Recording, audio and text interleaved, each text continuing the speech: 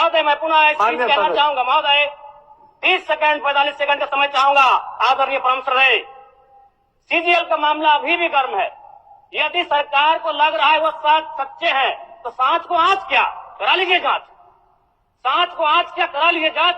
और अब तब तक बहाना दीजिएगा कि ये विपक्ष की साजिश है।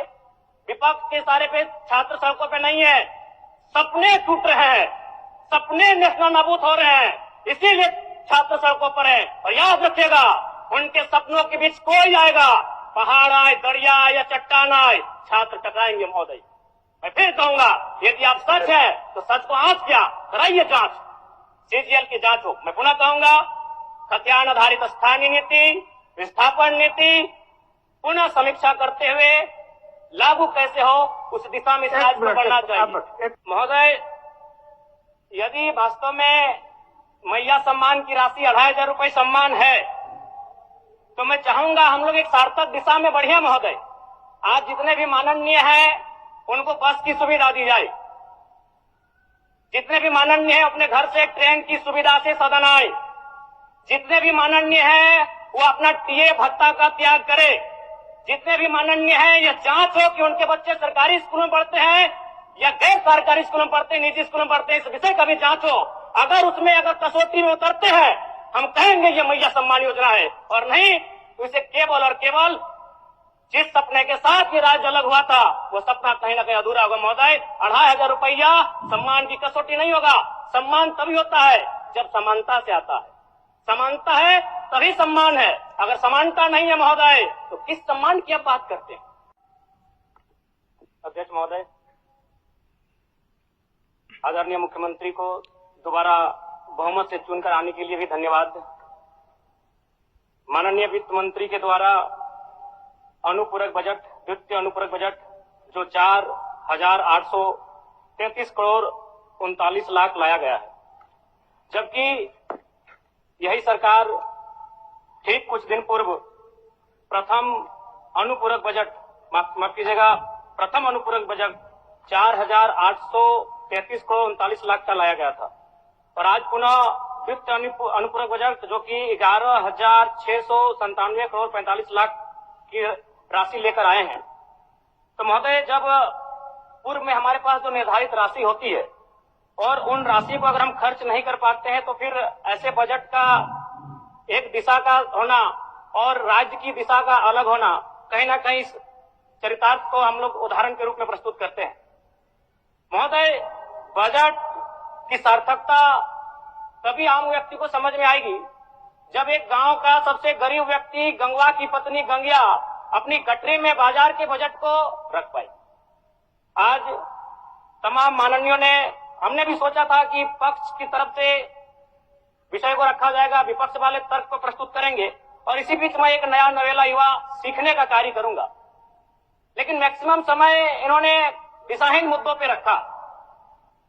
तो मैं, चूंकि मैया सम्मान योजना मूल बिंदु रही, केंद्र बिंदु रही, किसी ने उसे सम्मान कहा, नारियों का सम्मान कहा, महिलाओं का सम्मान कहा, हम लोग भी महिलाओं के सम्मान के पक्षधर हैं।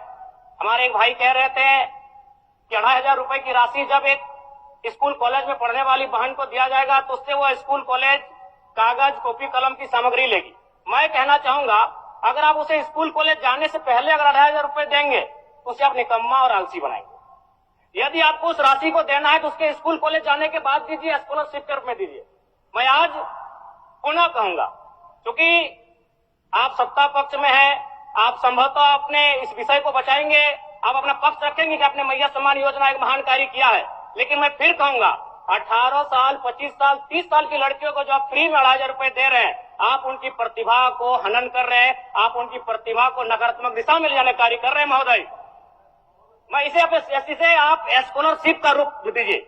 आपको 2500 रुपए देना है, स्कूल से पहले देंगे ना। मैं कह रहा हूं, मेरी भी सैकड़ों बहनें हैं गांव में, अगर आप स्कूल जाने से पहले 2500 रुपए उनके हाथ में देंगे, उस पैसे को वह गलत कार्यों में, गलत नहीं कहेंगे, कुछ ऐसे कार्यों में खर्च करेंगी जो लुभावनी हो।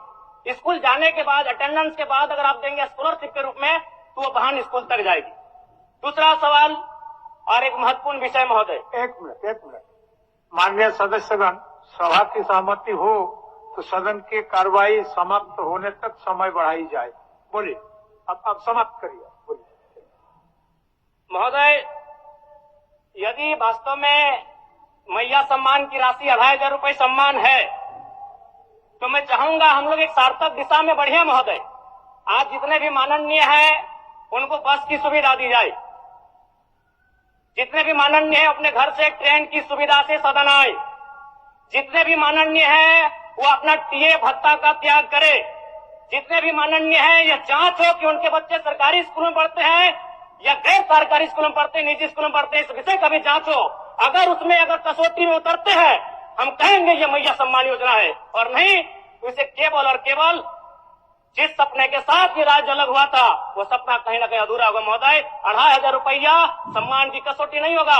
सम्मान तभी होता है जब समानता से आता है, समानता है तभी सम्मान है। अगर समानता नहीं है महोदय तो किस सम्मान की आप बात करते हैं महोदय? मैं पुनः इस चीज कहना चाहूंगा महोदय, 30 सेकंड 45 सेकंड का समय चाहूंगा।